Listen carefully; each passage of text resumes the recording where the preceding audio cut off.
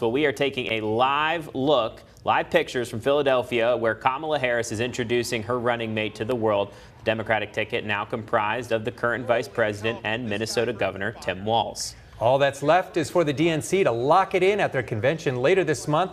In a campaign video released just after Harris made the announcement, Walz introduced himself to the country as a veteran, school teacher, and football coach. I tried to teach my students what small-town Nebraska taught me: respect, compromise, service to country. Now, a source familiar with Harris's decision says that Walz appealed to her as an effective messenger who can help her to win Midwestern states. But how effective will he be? WFXR's Sam Graham spoke with several political experts today to get a feel for how the selection has been received.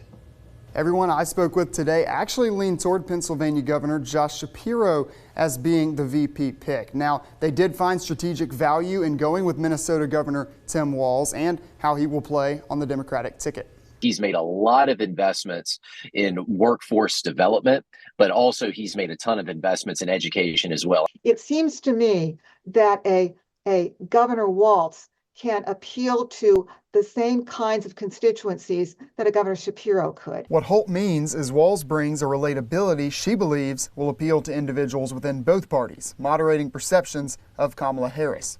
He has kind of tempers, perhaps, with a more moderate sense of views ideologically and in policy positions, her perceived greater liberalism or progressivism. Van Allen sees things differently. He is somebody that doesn't necessarily tact more towards the center, as I think would have been more so to the advantage of Vice President Harris with somebody like Governor Shapiro. Republican vice presidential candidate J.D. Vance says Walz is radically liberal and Harris bent to the most extreme wings of her party in selecting him.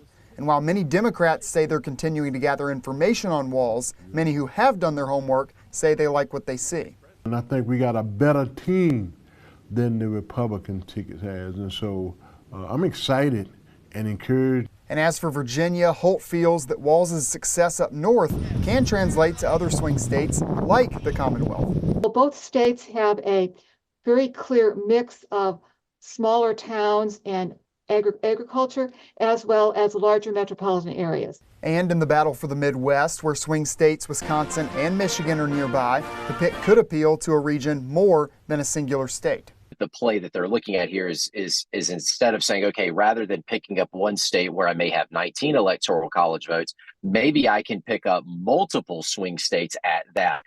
Harris and Walz are staying on the trail, making stops in several key swing states over the next several days as they prepare for the DNC in Chicago.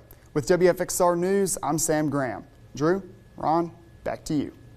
All right, Sam, thank you. Along with remarks from Republican vice presidential candidate J.D. Vance that Sam mentioned. Earlier today in Philadelphia, the Trump campaign released a statement on Harris's vice presidential pick, calling him, quote, weak, failed, and dangerously liberal. It said, in part, Walz is, quote, obsessed with spreading California's liberal agenda. And you can read that full statement, learn more about the candidates, and find everything you need to know about the election, which is just 90 days away, on our website, WFXRTV.com.